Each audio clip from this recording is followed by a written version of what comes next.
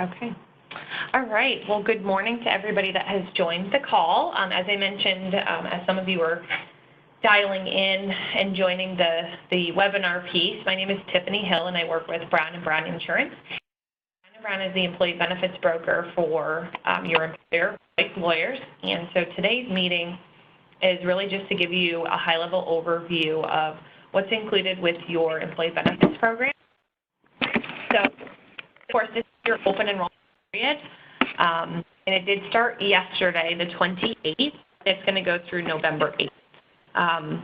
There really aren't a lot of changes this year, so this is just going to be an overview pretty much of what you all had last year. So I think what's most important today is just to make sure that if anybody has any specific questions, I can certainly answer those as best as possible. And so just keep in mind you do have that deadline of November 8th to make sure that you get any changes submitted if you're planning on doing that. So this particular presentation is for in-state non-exempt employees. So make sure that that's the category that you're falling into if you've joined this call. So I'm going to use your benefits at a glance booklet. Hopefully you can see that on the screen. If not, I know that it is made available for you electronically. But page 2 just talks a little bit about some general information with regard to some commonly used terms that we use when we're talking about insurance. This will certainly make a lot more sense as we're going through the plans themselves, but I'll be sure to kind of define what some of those commonly used terms are so that it makes sense as we're looking at the plans. So I mentioned this is your open enrollment period, which typically we would say, you know, this is your one time per year that you can make changes to your benefits. As you go through open enrollment, you kind of make the decision, all right, this is what I'm going to be stuck with for the rest of the year, because that is typically true. Open enrollment is when you can make changes, and then you're with those changes until the following, for you guys, December 1st of the following year. So just keep that in mind as you do decide to make changes. The effective date for those changes will go into effect December 1st and run through November 30th of 2020. But if you have what's called a qualifying life event, that type of situation would allow you to make changes to your benefits outside of the normal period. So if, you know, during the middle of the year you end up getting married, or you have a baby, or you get divorced, or you have a change in your employment status, those are all situations where you could actually make changes to your benefits outside of the normal open enrollment period. You do only have 30 days from the date of the event occurring to be able to do that, so you want to make sure that you're planning for that. So, you know, a common one is having a baby. So making sure that, you know, the day that the baby's born, you've got 30 days from that date to make sure that you know, get the appropriate changes made to your benefits. So just wanted to do a quick reminder on that. And then at the bottom of this page, which is page 3, very important, we here at Brown & Brown have set up an email box for any kind of questions that you might have during this period. And that is going to be ROIG, R-O-I-G, questions with an S at bbdaytona.com. So I know open enrollment is typically like the only time during the year that people kind of think about their benefits, unless you're somebody that uses your benefits quite often. If you're not, I know some of these things can quickly be forgotten. So it's a lot of information during open enrollment, and very common for people to, you know, view a webinar or listen in on a presentation, and then afterwards let it sink in and say, you know what, I actually have a couple questions that I wish I would have asked. So we have that email box set up for you during this period so that you can get any kind of questions answered. That email box is manned by your account manager, and she will be sure to make sure to provide you with an answer as soon as she can. So please don't hesitate to make use of that email box if you need to during this period. Before I started the presentation, I did want to make sure to mention, for those of you that obviously can hear the presentation but maybe are not able to be able to speak and ask questions, just know I do have the chat box open, and so if you have any questions and either you don't feel comfortable piping up and saying anything, or you're not able to, please don't hesitate to enter whatever your question is in the chat box, and I can certainly make sure to answer it and share with everyone else. A lot of times questions that come up are questions that somebody else might have the same exact question on, so I will make sure to make use of the chat box as well. So moving on to your page number 4 in your Benefits at a Glance booklet. So this page just talks a little bit about the member portal with Florida Blue. I hope if you are already enrolled in one of the Florida Blue plans, you've had an opportunity to register on My Blue Service portal, and this is totally personalized just for you. It just takes a few minutes to register. Every year I talk to you all about this just because there's so many great resources and obviously access into what your spending looks like in terms of your plan, and a lot of questions can be answered on My Blue Service. So what it is, as I mentioned, it's a personalized web portal that you have access to obviously 24 hours a day, 7 days a week, and there's actually a mobile version of it too. So you have an app that you can download. It's the Florida Blue mobile app, and a lot of the same great tools and resources that you have access to, you can actually get on the app as well. So make sure to download the app, and then again, if you haven't registered on the member portal, I would certainly suggest doing that. So, you know, looking at providers, ordering a temporary ID card, looking at how close you are to approaching meeting your deductible and your annual out-of-pocket maximum, or maybe you just want to look at the status of a claim. You know, it's a great place for you to be able to access what's called explanation of benefits. I always find personally that that's quite a eye-opening experience to be able to look at my explanation of benefits whenever I have claims, because it kind of shows how much I'm paying versus how much Florida Blue is paying for that claim. And so that just kind of shows you sometimes how very costly some of the claims are, but how little our out-of-pocket expenses look like. And I know that's hard sometimes because sometimes we look at our costs and think, oh my gosh, they're astronomical, but sometimes it's important to see how much the plan is providing on our behalf in terms of claims as well. The second thing I wanted to mention on this page is Blue 365, and that is a discount program that is just offered to Florida Blue members. So if you have any Florida Blue plan, you have access to that discount program. And there's a lot of great health and wellness discounts, but there's also some travel discounts that I know people take advantage of. A really common discount that people use is the fitness center discount, and that's their company called Tivity Health. You might actually already be going to a gym that is part of the Tivity Health network, and your gym membership actually might be less through the discount program. So if you haven't already done so, register on blue365deals.com. It doesn't cost you anything more. It's something that's included in your policy that you have as a Florida Blue member. So basically the Tivity Health gym membership discount, basically you'd pay a $29 sign-on fee, and then you'd pay a $29 monthly fee. So like I said, I know I personally have used that one, and my gym membership prior to the discount was around $32, $33 a month, so I was saving a few dollars every single month. But what's good about it is instead of just paying a membership to one gym, you're paying a membership to a nationwide network of gyms. So that's pretty helpful for those of you that travel. And then don't forget you have access to health coaches, a lot of great web-based information. If you're somebody that's trying to kind of better your health or maybe just trying to get some new ideas in terms of wellness overall in your life, there's a lot of great resources there. So don't forget that you have access to that member portal, and I would highly suggest taking a few minutes to register if you haven't done that yet. All right, so moving on to page number 5, these are your 3 medical plans that you have access to. Again, they're all through Florida Blue, so remember that's Blue Cross Blue Shield of Florida.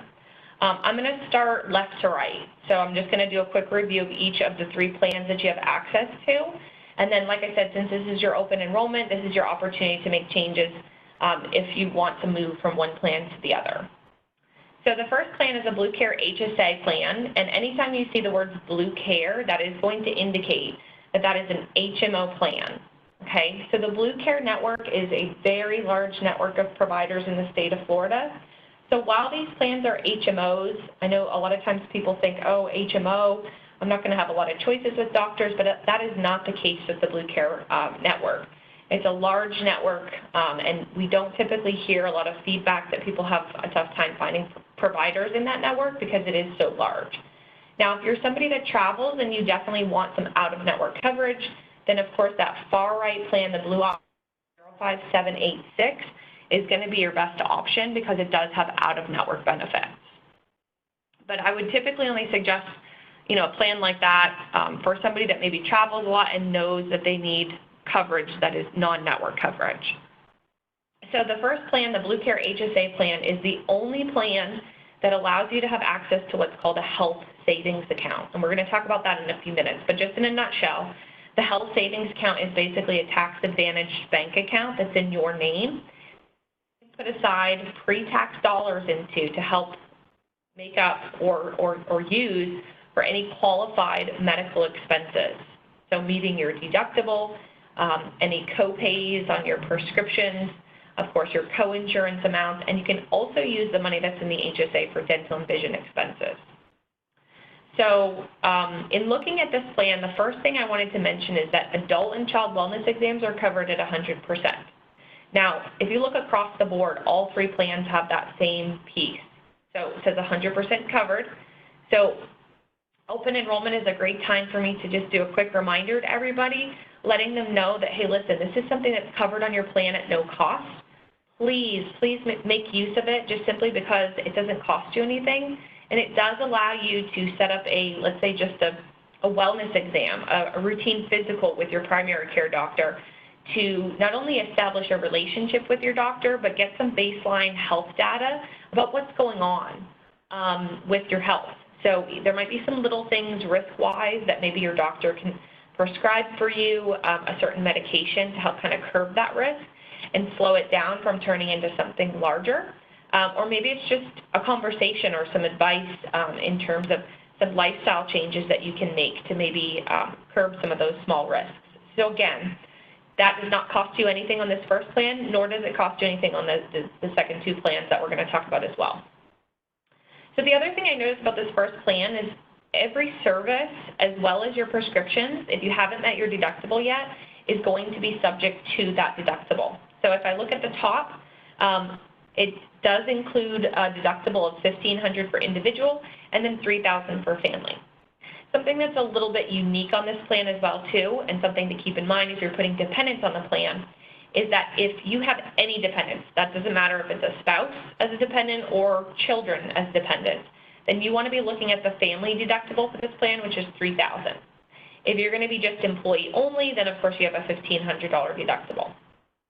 So just keep that in mind. So a lot of times people will look at this plan and say, sounds great, Tiffany, I understand, but what are my costs? Like, how much does it cost when I go to the doctor? What you're going to be paying is what we call the contracted rate, and that can differ from provider to provider, and it also can differ based on the complexity of the visit. So if you're an established patient and you have a low complexity visit, then that's obviously going to cost one price versus being a new patient with a high complexity visit. So it can differ. That's why it's very important to utilize some of those tools that I mentioned on the member portal. There's a really great cost estimator tool on the Florida Blue member site that allows you to find out where the lowest cost options are going to be for you. So let's say you have to go to a new doctor, like a podiatrist or something. You could actually go onto the member portal and type in podiatrist and the zip code, and it's going to tell you approximate costs of podiatrists in that particular zip code. So make use of those tools so that you can kind of gauge in advance how much your costs are going to look like. So hospital services, doctor's visits, diagnostic services, as well as prescriptions are all going to be subject to that deductible of $1,500 or $3,000. Now, once you've met your deductible, you're then going to move to the next kind of phase of the plan, which is coinsurance. That's why you always see the words deductible plus coinsurance. And that number for this plan is 20%. So once you've met your deductible, your responsibility then drops down to 20%, and then the other 80% gets paid for by the plan. And then the very last thing that happens on this plan is you're going to meet your annual out-of-pocket maximum if you have a lot of expenses medically. So in the event that you have like a catastrophic situation and you have a claim that's $100,000, the most that you would ever pay is this annual out-of-pocket maximum. So for employee-only coverage, that number is going to be $4,500. And then if you have dependents on the plan, per person, if one person on your coverage meets $6,850, they're done for the remainder of the calendar year. And then collectively, as a family, if you have dependents on the plan, if multiple people end up meeting $9,000, that's it for the entire family. That number represents like your worst case scenario. We don't want you to hit that because that typically means that something catastrophic is going on or there's a very high claim. But just know it's there to protect you, and every dollar you spend is tracking towards those two big numbers. So if you meet that number in, let's say, May, then from June onward for the remainder of the year, all other covered services through the plan are going to be paid for by Florida Blue. The last thing I wanted to mention on this plan is your prescriptions at the bottom. So you can see you do have to meet your deductible first before you have copays on your prescriptions. So just like your doctor's visits and your any kind of diagnostic services or hospital services, you're going to be paying the contracted rate of that prescription until you've met your deductible. And then once the deductible is met, you're either going to pay $10, $50, or $80. And remember, those copays are tracking towards your annual out-of-pocket maximum as well. Does anybody have any questions on that first plan? Okay, perfect. So a quick review of the next two plans. If you're looking for a more traditional style copay plan that doesn't just have deductible plus coinsurance coverage there, that middle plan, the Blue Care 47, is a great option because now instead of you having to pay the contracted rate for your doctor's visits and your hospital services and diagnostic services, you have copays, which remember copays are just flat dollar amounts that you're going to pay each time you have that particular service done. So it's kind of like a guaranteed amount that you're going to pay each time the service is performed. So on this plan, again, preventive care is covered at 100%. And then your copays for your doctor's visits look like 30 and 55, excuse me. So 30 is going to be your primary care copay, and then for specialist and chiropractic care, it's going to be 55. A couple other things that are copays on this plan, you can see your emergency room is at 250, urgent care is at 60. Very big difference there between those two copays. So just make sure that, when you have a situation where you're thinking, should I go to urgent care or should I maybe utilize the emergency room, just remember how big of a difference those costs are. And if at all possible, try and minimize the usage of the emergency room because, we don't want to create unnecessary expenses for you or the plan as well, too. So please make use of those urgent care facilities that are popping up everywhere. Diagnostic services, you can see that you have a $0 copay for lab, $50 for x-ray, and then advanced imaging, that's going to be like your MRIs and CT scans, $250 copay for those, which is a very low copay. MRIs can be thousands of dollars. So again, remember I mentioned those explanation of benefits. That's going to show you what the true cost is, and your cost is $250 of that. So it's quite eye-opening to look at some of those documents. Prescription drugs, same exact copays as the first plan, but you just don't have to meet your deductible before you have copays. And this is an HMO as well, too. Again, Blue Care Network, you do want to make sure that you're choosing a doctor. There are some instructions at the very bottom. If you elect either the first plan or the second plan that I just went over, you do want to make sure that you designate a primary care physician. That is required for either one of those plans. And then to be able to find an in-network primary care, you can see the instructions there. So Florida Blue, find a doctor, and just make sure you're finding that provider code. So your final option is going to be that far right column. That's the blue options 05786. And I mentioned if you're somebody that travels or maybe you're just somebody that really just wants to make sure they have a PPO plan in place, this is going to be your one PPO option. So you have in and out network coverage. All the way at the very bottom, you're going to notice that you have a separate deductible. You also have a separate out-of-pocket maximum, and then you have a separate co-insurance if you're going out-of-network. So keep in mind, while you do have out-of-network coverage, we don't typically suggest that you use it because your out-of-pocket expenses are typically going to be higher. Now, there are situations where people say, I have a certain medical condition and I have to see this particular provider and they are not in network. Then that is totally fine. That's kind of what these plans are built for, to make sure that people have kind of as full coverage as possible with regards to networks. So if you're kind of falling into that bracket, this is a great option for you because you still do have out-of-network coverage. Differences between the last plan that we talked about and this plan. First and foremost, your copays are a little bit less on your doctor's visits. So you have a 25 copay on primary care, and then you have a 45 for specialist and chiropractic care. But something like if that's something that's important to you on this plan, it's actually $100 higher than the previous plan.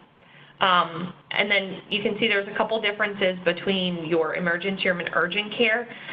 You get a slightly lower copay in urgent care, and then hospital services are a copay amount per day with a maximum versus having to meet your deductible of $1,500 on the second plan. So there's some similarities there, but there's also some differences. Your deductible's lower on this plan at $1,000 versus $1,500 on the previous plan, and your annual out-of-pocket maximum is a little bit lower as well too at $4,000.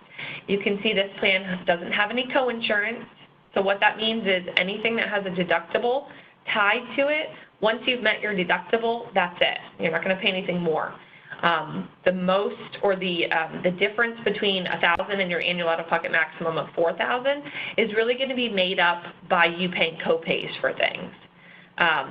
So that's a nice feature of this plan as well too. I would say that in comparing the three plans, this plan is probably going to be more of your Cadillac style plan, again, because of the non-network benefits and simply because of the lower co-pays on a lot of the services. Prescription at the very bottom, you can see it matches the previous plan as well as the first plan, but again, you don't have to meet your deductible, you just have co-pays from the very beginning. So those are your three medical plan options. Again, does anybody have any questions on the medical plans?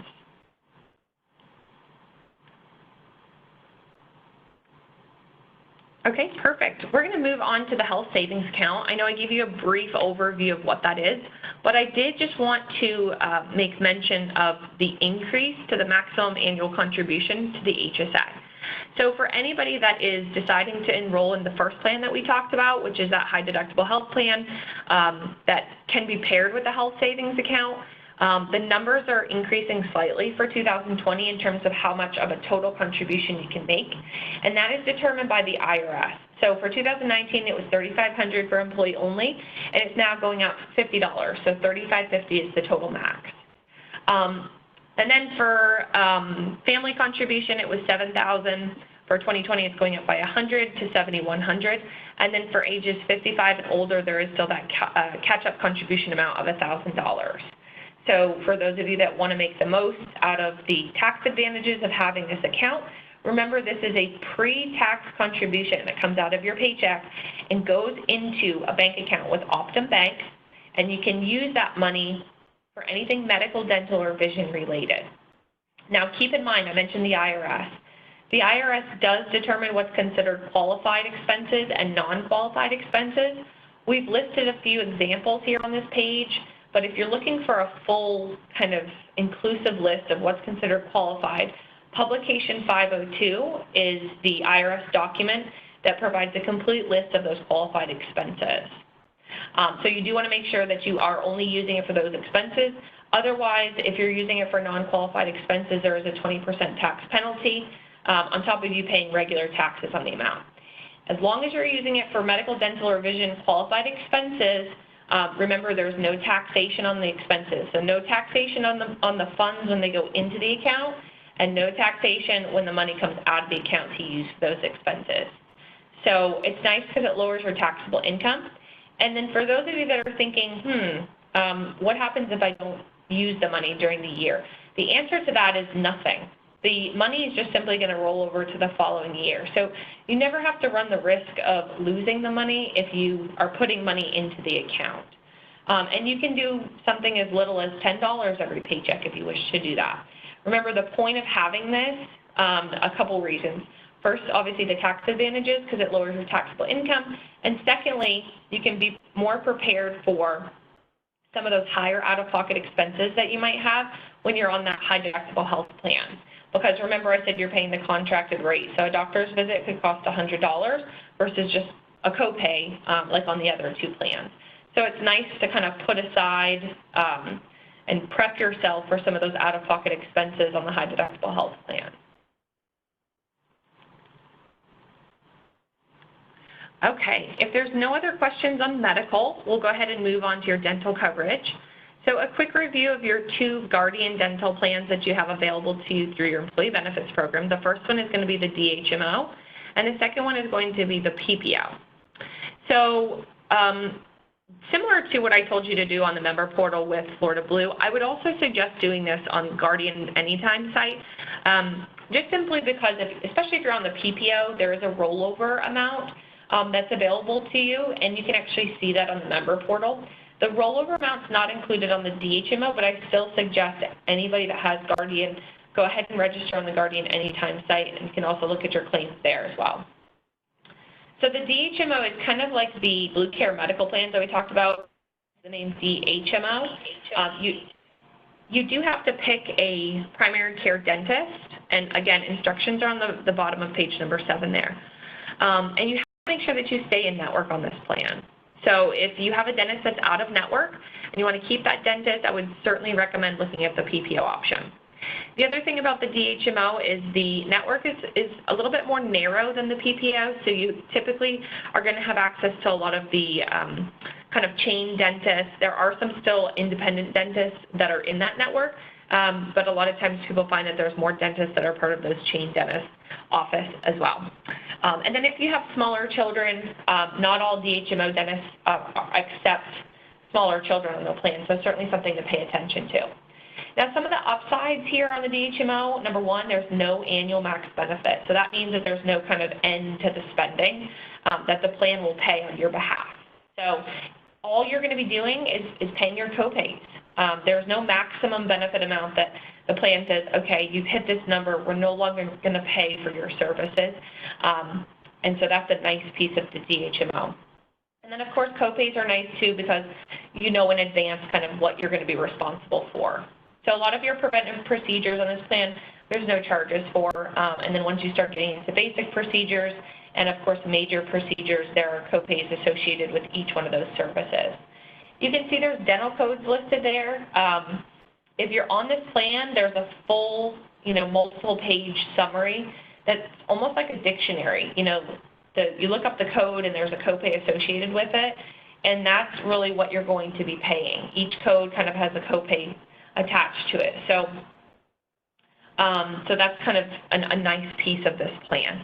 The other thing that I wanted to mention, lastly at the very bottom, if you're looking for orthodontia services, the DHMO is the only plan that has those services for children and adults. So if you're kind of thinking that there's a possibility you might need orthodontia services, then you have the DHMO as an option. And then your second plan option is going to be the PPO. As I mentioned, just to reiterate, if you are seeing a non-network dentist, I would suggest having the PPO because this plan you can go both in and out of network. It does have an annual max benefit of $1,500, and that's per person on the plan. And it does have a deductible, which the previous plan does not have. So it's a $50 or $150 deductible, but that deductible is waived for preventive procedures. So anything on the preventive side, the plan's going to pay 100%, and they waive the deductible. Moving on to the basic procedures, those services are paid for at 80%, so the plan pays 80% of those total costs, and then you would pay the other 20% once you've paid your deductible, because the deductible does apply to both basic and major procedures. And then lastly, major procedures, crowns, bridges, dentures, implants, those plans, those type of services, plan's going to pay 50%, you pay the other 50%. So you can see kind of not similar to the DHMO. Instead of you paying copays, you're just paying a portion of the total cost. And then I mentioned the max rollover. This is very handy to have on a dental plan because sometimes you might look at your annual max benefit and say, oh, I need a major procedure done, and that $1,500 is not going to cover the total cost of it. So every single year, you can actually accumulate additional funds in your what's called rollover account, as long as you don't exceed $700 of your annual max benefit. So if last year you didn't go over $700 and you stayed in network, then you actually rolled $500 into your rollover account. So you could potentially start 2020 with $2,000 in your annual max benefit.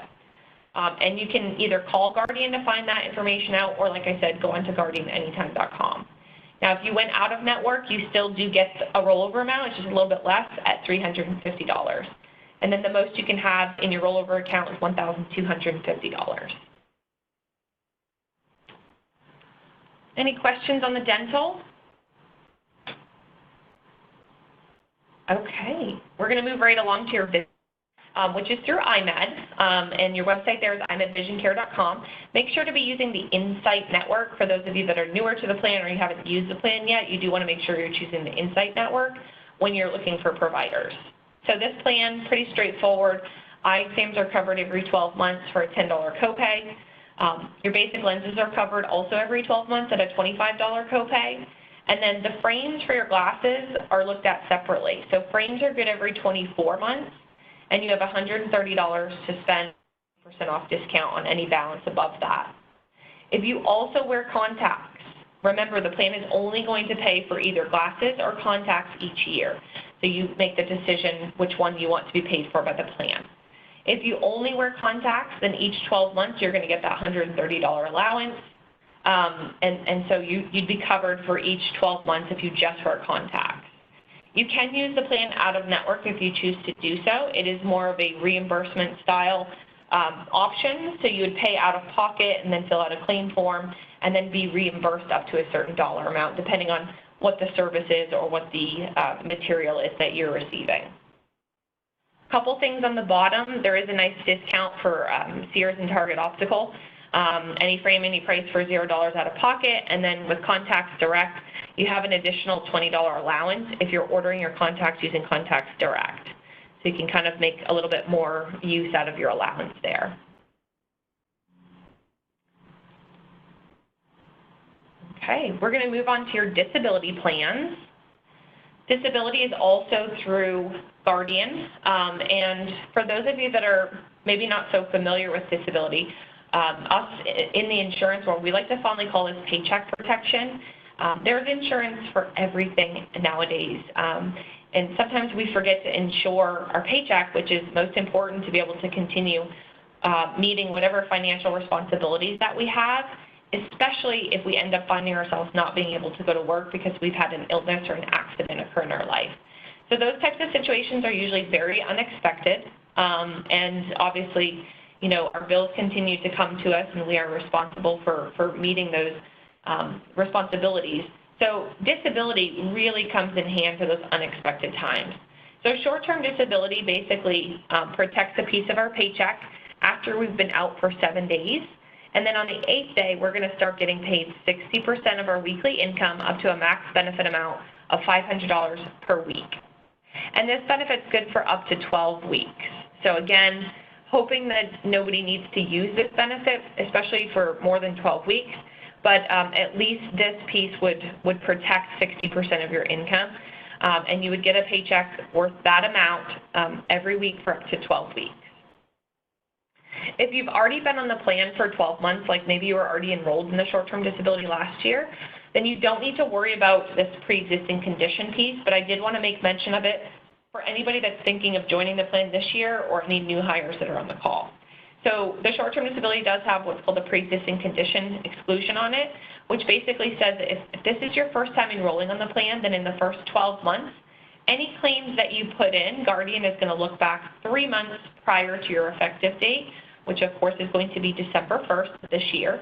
And they're going to look back to make sure that you were not seen for, treated for, diagnosed with, took prescriptions for, anything regarding that claim.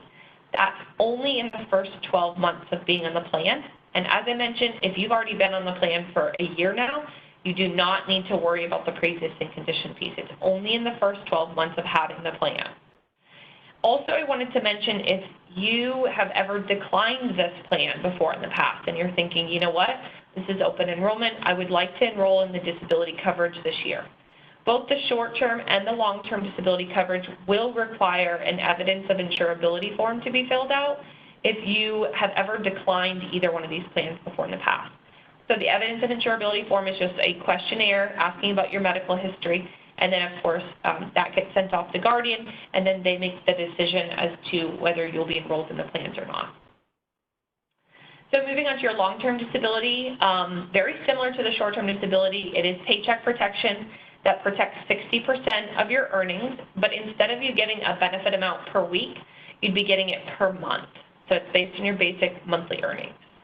And the max amount per month that you can receive is $3,500. So keep in mind, short and long-term disability, they are separate plans. So sometimes people say, I'd like to just purchase the long-term disability by itself, or maybe I just want the short-term disability by itself. You can certainly make that decision, or you can purchase both of them together. If you have both of the plans, there is a 90-day waiting period on the long-term, but keep in mind, if you have the short-term, you're being paid during those 90 days because you have the short-term disability. If you do not have the short-term disability, then you do have to be out for longer than 90 days in order to utilize this benefit. So there's a 90-day waiting period, and then after those 90 days, you would start being paid 60% of your monthly income. And you'll receive that benefit for up to 2 years if you're disabled in your own occupation. And if you're disabled in any occupation or totally disabled, benefits could potentially be paid up to the normal Social Security retirement age, whatever that is for you. And then similar to the short term, you do have a pre-existing condition exclusion on this. It's the same. It's a 3-month look-back period in the first 12 months of the effective date of coverage. Again, you do not need to worry about that if you've already been enrolled in the long-term disability coverage. So the following page does give you the premium calculation worksheet. It's just some simple math here. Again, if anybody has any questions about that or difficulties in calculating anything, we're more than happy to assist. The short-term disability is just based on a rate of 0.486, so it's not dependent on your age. And then the long-term disability is just based on obviously whatever your salary is, and then it is age-banded. So the only time that this should change, obviously, if the plan changes or if you have a birthday that moves you into the next age bracket, and that's for long-term disability. Moving on to your life and accidental death and dismemberment coverage, this is again through Guardian. So don't forget, open enrollment is a great time of the year to kind of look back and see who you've designated as your beneficiary for your life insurance, and maybe you have multiple beneficiaries, which is fine. And the reason why I mention this is because your employer actually provides you with basic life insurance worth 1 times your salary up to a max of $50,000, and that's at no cost to you.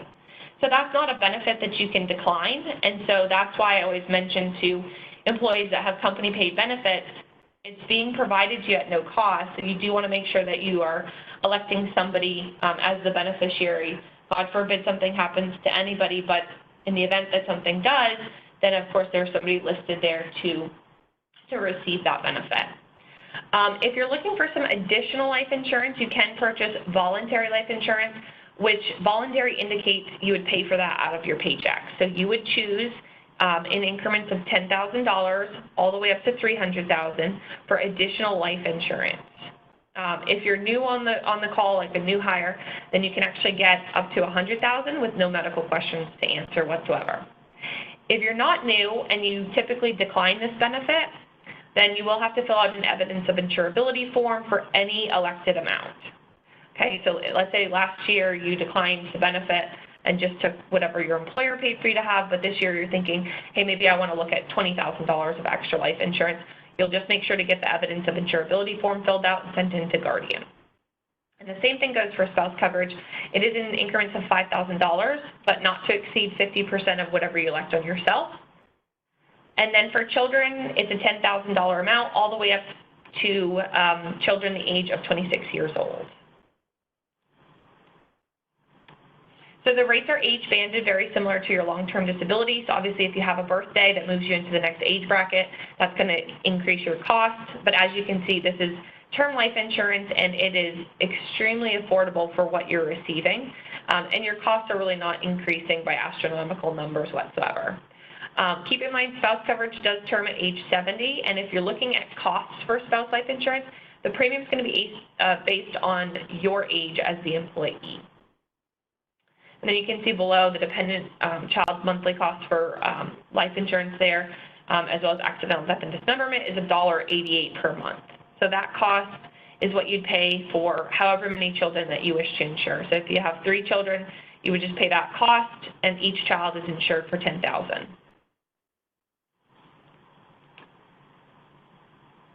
Okay, last couple things before we end the call.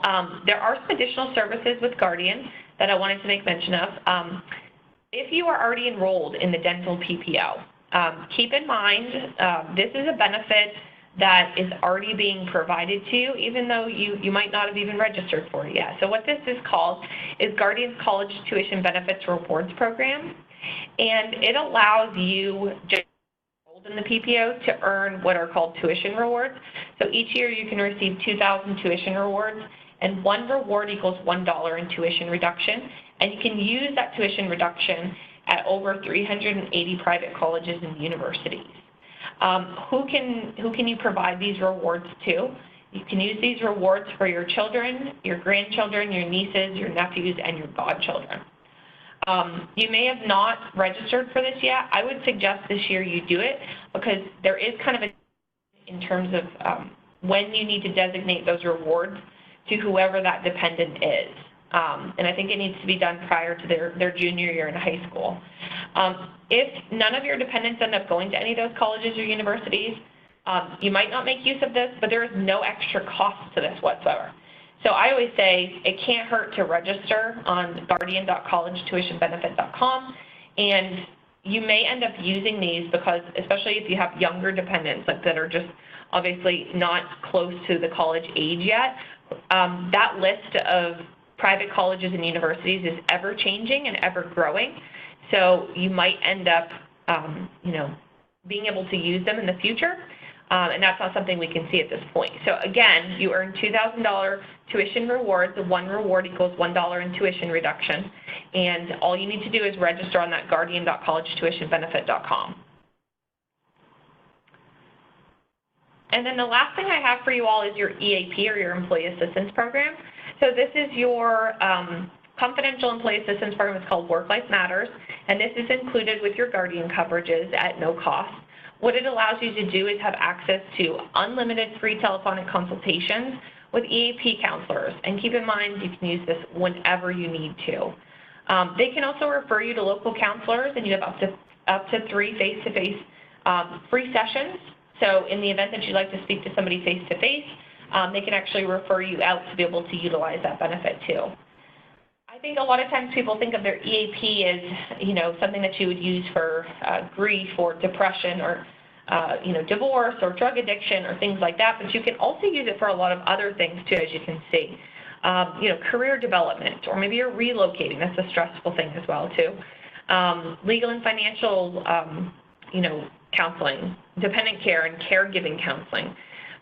So just keep in mind, it's totally confidential. There's nothing that goes back to your employer saying that you're using this, and it doesn't cost you anything more. So important to find that balance between the stress in our life and obviously our responsibilities, and sometimes it's just a matter of speaking directly to somebody. So just want to make sure that everybody knows that they have access to that program. And then the rest of your booklet, I'm just going to thumb through these pages. These are your compliance notices. I know there's some fine print there, but the last page does include the Medicaid state information. That's all provided through the CHIP model notice that is on the previous page. That's the child health insurance program per state, and it does differ from state to state, so we've listed all states with those kind of programs there. So that concludes all the information that I have for you today.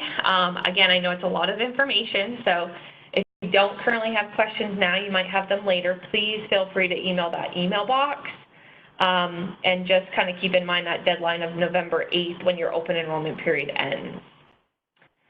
So any last questions or any comments or concerns from anybody before we end the call?